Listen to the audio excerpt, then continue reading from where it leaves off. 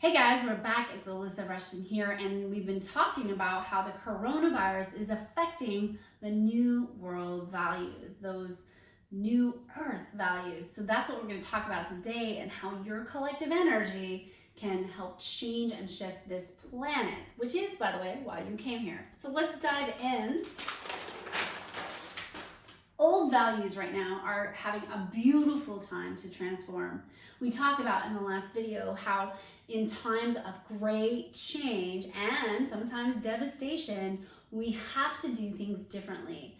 I used the example of how back in World War I, when the men went off to war here in America, women stepped forward and actually had to work in factories and do things that they hadn't done in the past. The magical times again. And that gave women an opportunity to be seen as equals, and then we went for the equal rights. So what is happening now? Because we're in a great time of having to redefine our values. We're having to redefine a whole bunch of things. So I wanted to give you this video today so that you could take a look at some of the old values versus the new ones and see what you personally will align with and see how your collective energy can go to build some new values here on the planet. Now, let me just say that I do believe that this is a time to redefine our values.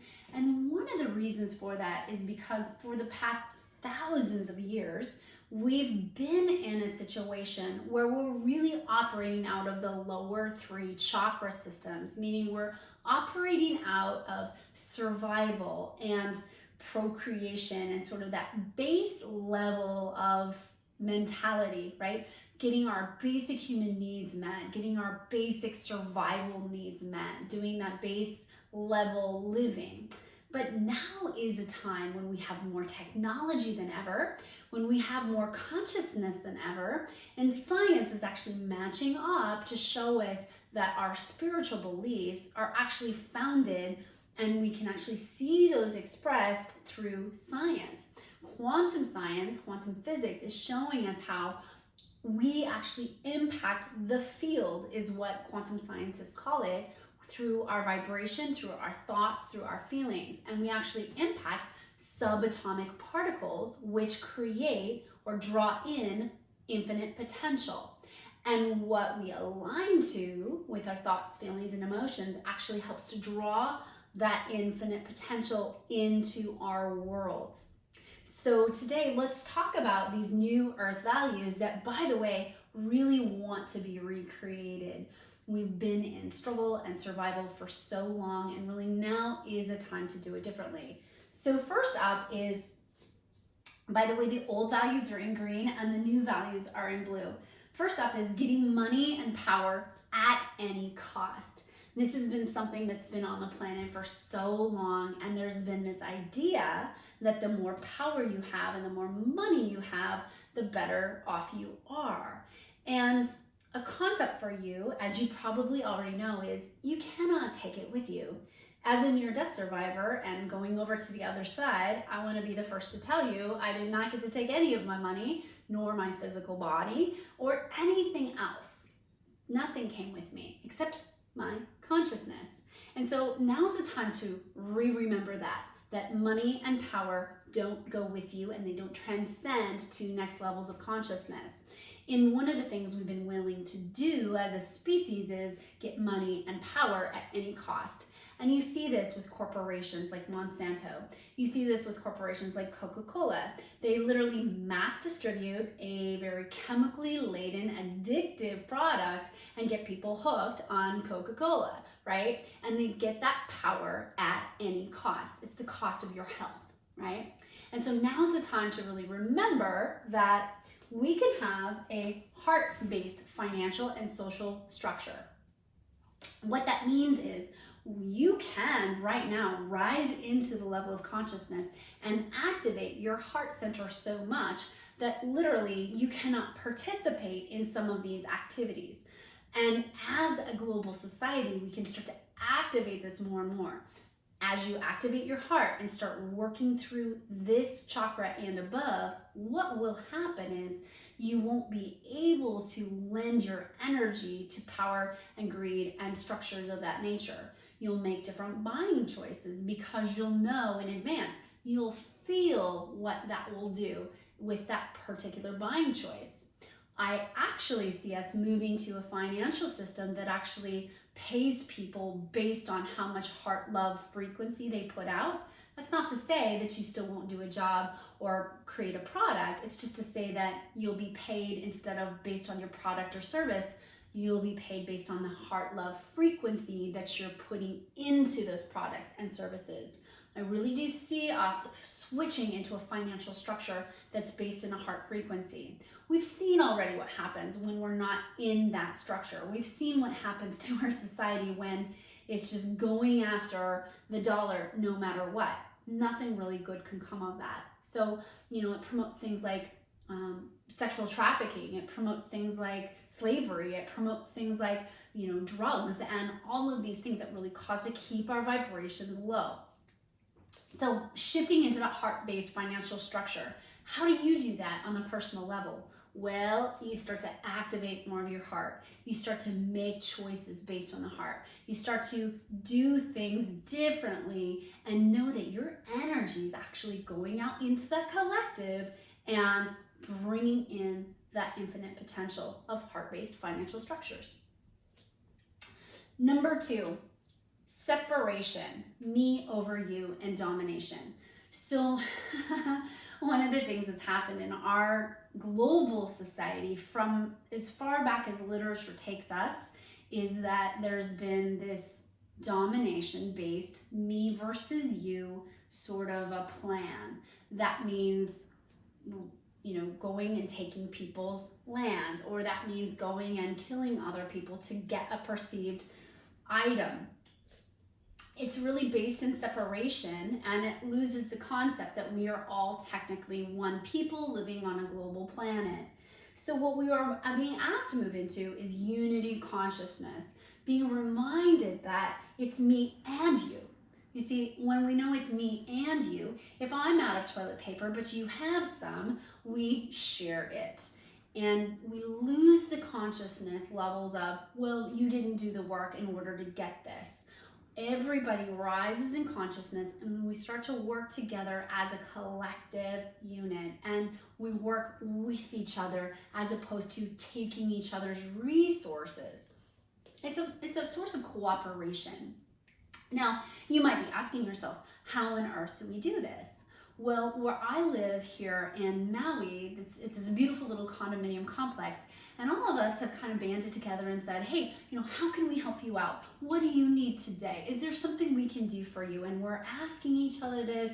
We're sharing little tips. The neighbors bring us avocados from their friend's farm. We're bringing them like flowers and things to pretty up the place. So it's a cooperative sense.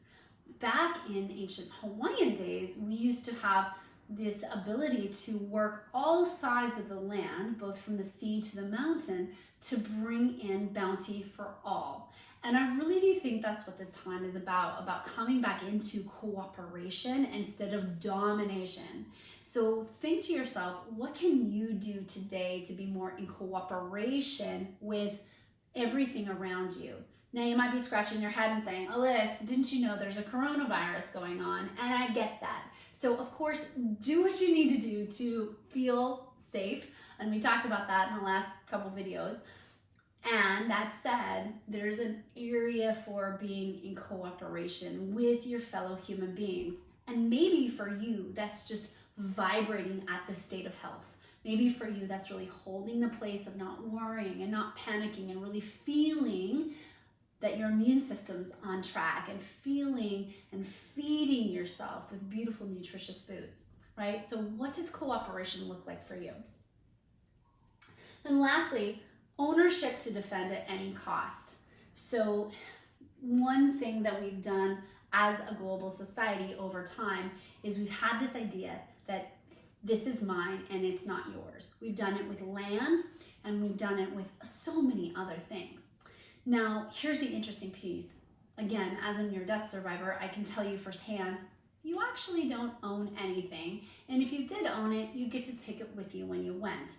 Now, I understand that there's the concept that you own things. However, I'm inviting you to a different idea, a different concept. And it's the concept of stewardship. So I'm stewarding this beautiful home that I'm in right now. I'm a steward of it. I don't own it, but I'm stewarding it. At some point in time, somebody else will probably steward it. So it's a mindset shift of how can I be the best steward of this that I'm here with right now? How can I be the best steward of this land? How can I leave it better for somebody else? When you own something, there seems to be a mental mindset shift that lets you say, well, I can do whatever I want with this. And it really doesn't matter the consequences because I own it. It's mine. When you move into a global unity consciousness and you say to yourself, I'm stewarding this. For example, I'm stewarding my body. So I take the very best care of my body that I can because I actually understand that there's trillions of cells in my body and some of them aren't even like Alyssa DNA. Some of them are gut bacteria. Most of my body is gut bacteria, right? So I'm stewarding my physical vehicle the best I can. So how can you steward your car, your environment, your house, your loved ones? How can you be a steward of that? It's also about having resources to share and reminding ourselves that scarcity is a mental program that we all came into this world with. And truly, we have enough resources for the planet and for the globe. We're in the place where we can ship anything almost overnight in 24 hours. And we are also in the place where we have to remember that one person's actions can impact the entire globe. That's the place we're in right now. So it's coming back to the remembrance that we can be in a different consciousness. We can shift up and transform these old values into new ones and start to think as global citizens of the planet. And when you start to think globally, when you start to consider how what you do is going to have an impact on your fellow humans, if everyone did that, operated from the heart, we would have a completely different planet overnight. Can you imagine it? So remember, now's the time while you are here. Now's the time that you came here. You are here to actually anchor in this new earth, anchor in these new frequencies of vibrations of light, anchor in new values. You and I both know that you are willing and able to do it.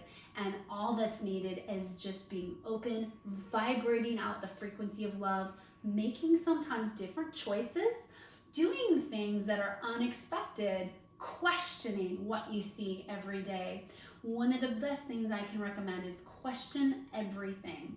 Scientists, the best scientific minds know to do this. They never tell themselves, I know. That cuts them off from learning. They'll always question everything. That's how we expand our consciousness. Can you imagine if back when we had the first brick phones, if someone said, I know that this is the very best phone we can have, and so they would literally stop making phones. You wouldn't have your iPhone technology that you have today or your apps. So keep yourself open. Keep asking yourself, what can I question here? What, does this make sense? What else could we bring in? What other new information? Remind yourself to tap into your I am presence every single day to get your connection, your downloads, your unique frequency of light going. That's the work right now. I want to thank you for being here. Thank you so much for your light. It's so needed right now on this planet. I can feel your vibration all the way from the islands. I'm so grateful for you and all that you are. Keep doing the work. Keep vibrating as highly as you can each day. Nourish yourselves and remind yourself that you're here for a reason. I love you so, so much, and bye for now.